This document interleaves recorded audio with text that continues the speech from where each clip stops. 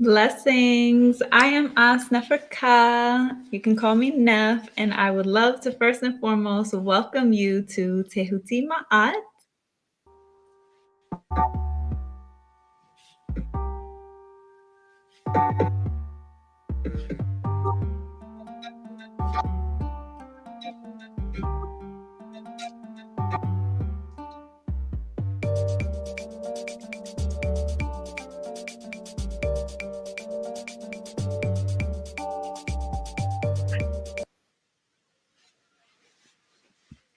So, welcome. And today we are getting into an energy reading. This is going to be more so about how to let go of our past emotions. It's a little bit different because usually the readings, when I do them, they're not prescriptive, but this one I really want to be something that you really receive in a practical way, because the intention and the reason for the reading is not because you're predicting anything. I know we have a lot of healing to do around the way that we typically think about divination or readings. A lot of healing to do there. Story for another day. But essentially, the point is to read the energy in a neutral context so that you understand and you can connect with what is actually flowing through our collective field, so that you can figure out the best ways to embody and to align with the energy. So without further ado, I want to just introduce myself. If it's your first time here, I am Nef. As I said, I am a farmer, a revolutionary, a healing artist. I am the mother of Tehuti Ma'at. We are a revolutionary instrument, really creating cooperative businesses, institutions, and various ventures. The purpose of Tehuti Ma'at is really about bringing forward the necessary tools that we need to heal and to build the institutions that we need to liberate ourselves. And it's a centralized effort around people of African ascent. So the reading that I'm doing today is based on ancient African symbolism, and it is an alchemical oracle. So it's not based on your typical tarot. It is based on ancient African symbolism. So I'm going to go ahead and put on the screen here so that you can see the reading. If you're returning, welcome back. I know things are going to be a little different today. I've been exploring different ways to just show the cards, because this isn't the full spectrum of what I have to offer as an energy worker. I think it's really important to use the cards as a way of teaching and sharing this beautiful sacred science of our ancient ancestors and the ways that it's still potent and relevant, active today, right? So it's its own scientific language. And this is what I call my Merkut reading. It's a pyramid reading. It is a 10 card spread. So as you can see, there are 4 layers here. The top layer is the fire principle. This is the guiding principle of the entire reading. The second layer is the air element, which represents the mental. And the third layer is the water element, which represents the emotions, the ka, right, our energy body. And the bottom is the earth, or geb, which is the physical material world, right? So the reading essentially is pretty much laying out what is the flow of energy for this moon cycle. Now, this reading is not rooted in time, right? We're navigating eternity. So whenever you're here, even if it's not in this current moon cycle, I want you to acknowledge that it's a fated connection, and there's a message here for you to receive, and a relevance to how the energy is going to flow through your life, because we all experience different waves of energy. So I do want to say that also. So even if you're watching this, a year from when it's posted, right?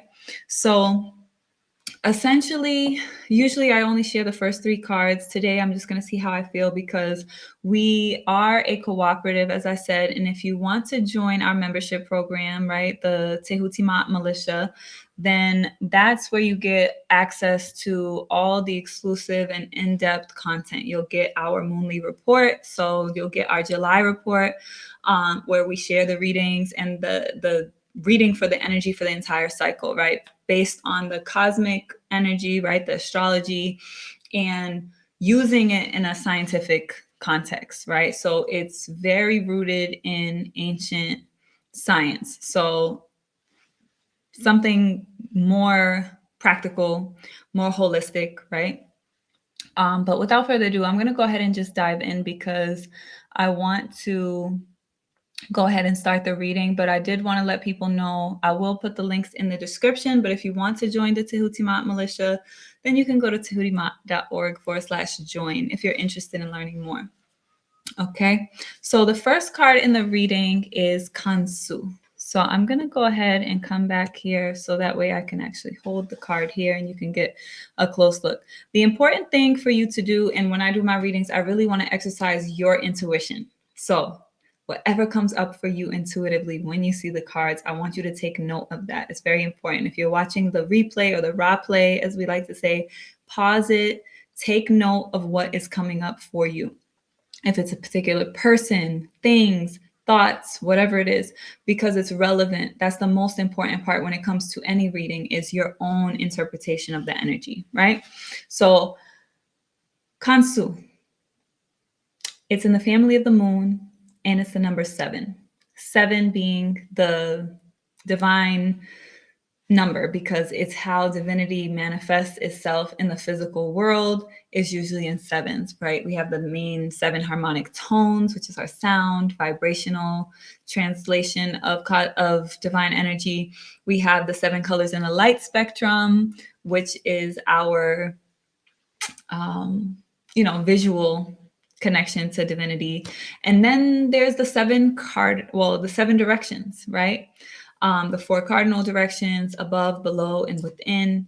So that's how we orient ourselves, right, to our divinity. So that's why the number 7 is so significant here. So I do want you to think about that, because if we're dealing with the moon, the house of the moon, the family of the moon, it's emotional.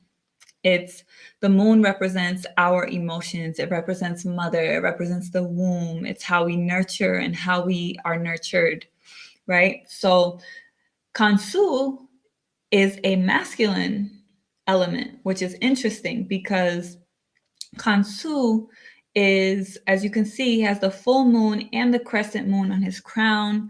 He also has that braid on the side.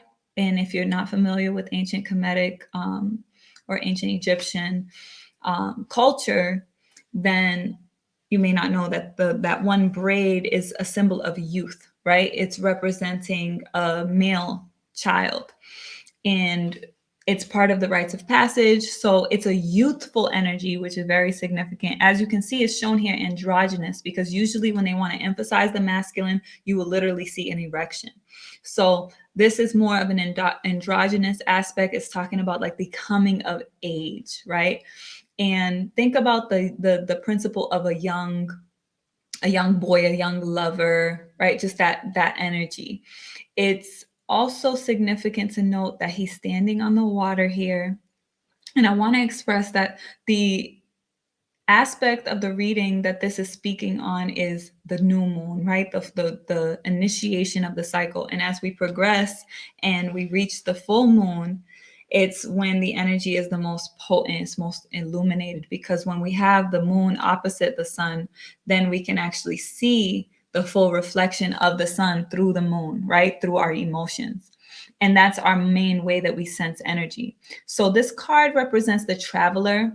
Kansu is also representing lunar cycles themselves, right? But it's more from the masculine standpoint, which is that cyclic aspect, that rhythmic aspect of the emotions or of the moon. It also can represent a long journey. And typically this energy of Kansu is associated with exorcism, because Kansu is the child within its own triad or trinity. Some people may be familiar of the common trinity of Ast, Asar, and Heru, also known as Isis, Osiris, and Horus. So Ast, Asar, and Heru, that's the ancient language that the actual Kemites, the Africans, used for their, right? We don't want to use the Greek interpretation. So we want to use the original names. So that's one that people are typically familiar with. That trinity is a terrestrial or grounded human expression of energy. The original, or one of the more ancient triads or trinities, is that of Mut, Amun, and Kansu. So in that sense, Kansu is still the child of Mut, and which represents the mother energy, right? The selfless love of the mother. These are energies, they're forces, right? So I want to give that disclaimer as well from the beginning, because so many people are oriented to these energies through the idea, Western and European translations, representing them as gods and goddesses, right, as deities. But they are, as I said, this is an ancient scientific language. So these are just forces of nature. So Mut is the force of mothering, the force of selfless love. And Amun is the force of inception of creativity, right? The activation of creative energy, the active component of it, right? It's a masculine energy, and a feminine energy is usually receptive. So their child is Kansu, which is this energy that I'm speaking on, right? This youthful, child-like energy. But as I said, it represents exorcism. It represents the lunar cycle. So it's like a tuning to the emotions, an active presence with the emotions, because it is a masculine energy, so it's active. Now, I wanted to just describe the significance of exorcism, because Kansu is considered the traveler. So even whenever we travel, one of the reasons why we feel so great after traveling is because the lightness that we feel from the journey itself. Anytime we go on a long journey, the energy that we're moving through is actually shedding energy that's attached to us, which is essentially what exorcism is, right? It's the shedding of attachments, of whatever people will interpret as deities, or excuse me, demons or entities attached to us, ideas and things. You're able to shed them, right, through that process of travel. So that's what Kansu also represents. And mirroring the energy of Heru, right? In the other triad, Heru is considered to be the victor, right? The one who avenges his father's death when his uncle kills his father and he is resurrected, right? I'm not going to go deep into the mythology here, but essentially it's still the spirit of the avenger, right? Like the victorious one, the hero, which is actually comes from the word Heru. So Kansu still embodies that energy, but when we're looking at this specific aspect, it's more cosmic, right? It's more energetic. It's not necessarily how we physically embody the energy. So think about this being the guiding principle of this cycle and the energy that we're moving through, or that you're preparing to move in, or that you've just come through. But if you're watching it in the present, it's the energy that we're entering into. We've just entered into this energy that's very, very conscientious of emotional renewal, right?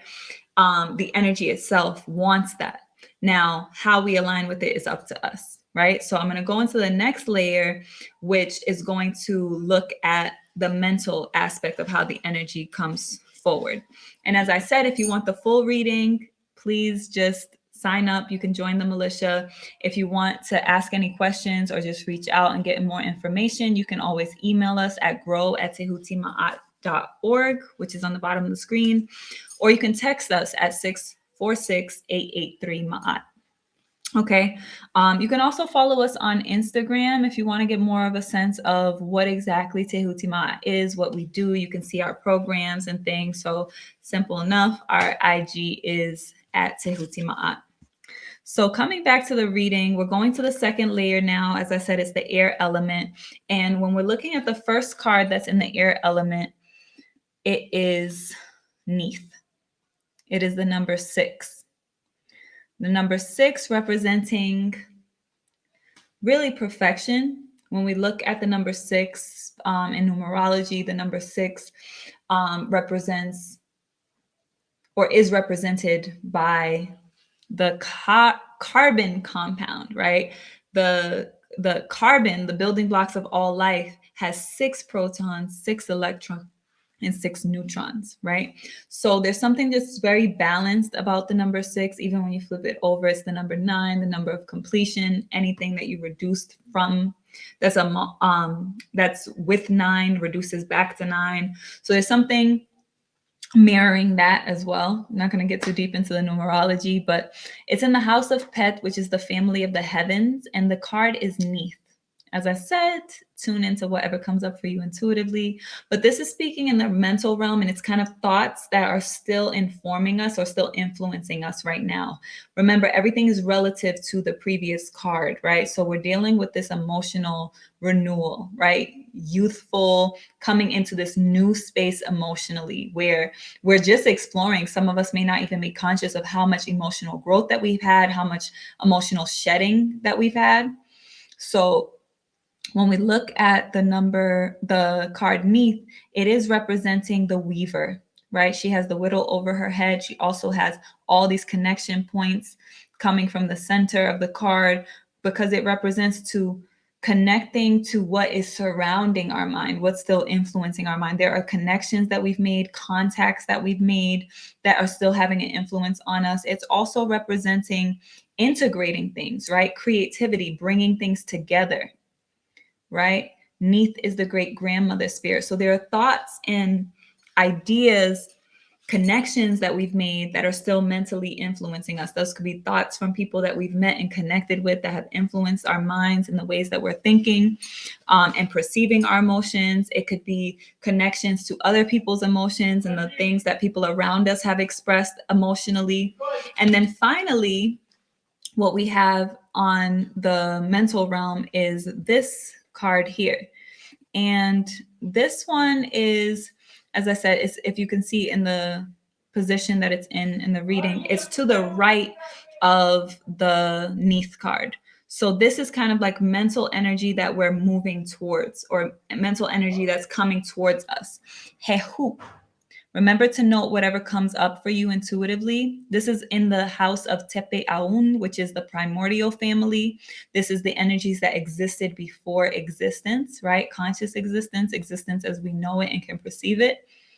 And the number is 4. And in numerology, the number 4 is the number of stability. So the energy we're moving towards is stabilizing, and this is mental. So stabilizing our minds, right? Sometimes we feel that our minds and our emotions have to be at odds with each other, but that's not the reality, especially when we think about embodying universal law and cosmic order, which is what Tehuti and Ma'at are. They are the divine complementary energy of universal law and cosmic order, the mind and the heart, right? Wisdom and truth, right? Integrity and knowledge.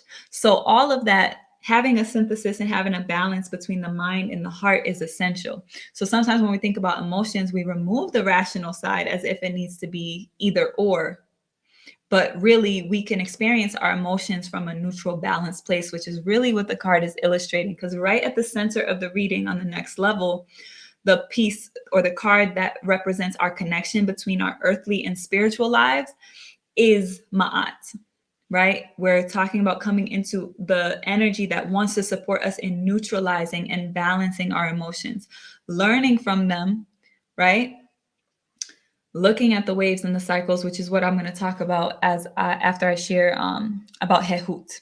So as you can see, she has a snake crown, right? Or a snake mask is what's represented for this priestess, because it's a feminine energy, and this energy is about receiving this eternal consciousness, because this energy really represents transcending time limitations. Like I said, this is a primordial energy, so it exists before time, but it actually represents the possibilities of transcending or going beyond the limits of time, right? It's about watering and germinating life. So what is that? It's like this pure potential of what is beyond existence. When something is germinating, it hasn't quite come forward into conscious creation yet, right? So this is about our spiritual development and transformation, or as I like to say, spiritual our spiritual revolution, right? Sometimes we think of it as evolution, but really we have to add that solar element to it, which is revolution. Everything revolves, right? It doesn't evolve in a linear way. Everything in nature grows and develops in this spiral of expansion. So that's what's happening for us mentally. Because we're able to process our emotions and remember that the importance of letting, it's not really just about letting go of our emotions, it's about exhausting them, allowing them to fully go through their cycle, which is what the card of Kansu represents, this lunar cycles. So the emotional cycle has to complete itself. So right now you may be sensing like this emotional completion, right? Outgrowing some things that maybe used to trigger you before. All of that is really important because it represents allowing the emotions to be released fully, right? And completely. So when you think about emotions and how they impact our bodies and the chemistry of our bodies, right? That is affecting our behavior, it's affecting our thoughts, it's affecting our it goes beyond our senses, right? Because we're in a holistic experience where everything is interconnected. So when we hold on to emotions and we keep recycling them, we end up trapped in time where something from the past can quite literally just constantly recycle itself, which is also how trauma tends to recycle itself because it leaves an emotional imprint on us. And then we continue to relive that, or even if we try to avoid it because we haven't allowed the emotions to fully be processed through our bodies, we continue to attract that and even can become addicted to it chemically, right? Where it becomes a pattern of something that we recycle, right? And it becomes behavioral. And that can stifle us and limit us if we get stuck in time. So the card Tehuti represents coming beyond time, right? When we experience forgiveness, right, and we've released the emotion, we've allowed the emotion to fully come true, right? Like just come out, then that emotion is not there anymore when it comes to whatever that memory is, right? So it then becomes a memory, but it's like it exists beyond time, right? I hope this is making sense because this is really, really deep energy and potential that's here for us emotionally. And the point of it is, how do we let go of the emotions? Again, we have to let it go through its cycle. We have to let energy move through its natural cycle. We don't want to stifle it. We don't want to avoid it. We don't want to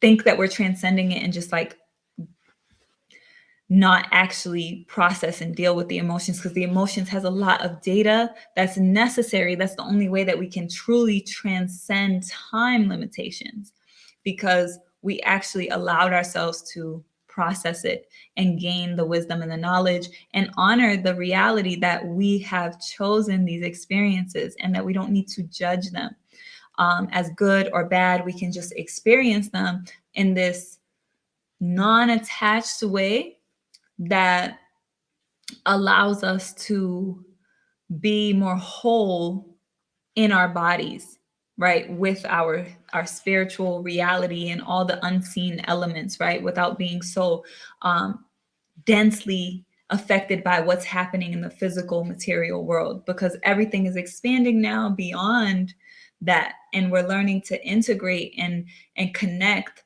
both what is unseen with what is seen. And we're all learning to do that as a collective. But I just want to go ahead and complete the reading here. As I said, I will share the rest of this reading with those who are members of Tehuti Ma'at. It's going to be in the July report so that you can see how this energy is also going to play out literally in the emotional and physical aspects of our lives. So I'm going to make sure to just elaborate on those bottom cards for you all. I hope to see you next time. If it's your first time here, again, remember to subscribe to the channel if you are interested in learning more. And just connecting with the different programming that we have. We're about to activate our channel back with a lot more content and virtual events, panels, and just different discussions you can be a part of, but you can also just watch and inform the content that we put on the channel. So we focus on healing, liberation, restoration, and thinking about really rooting and embodying ancient wisdom, right? So I'll see you next time. All right, power.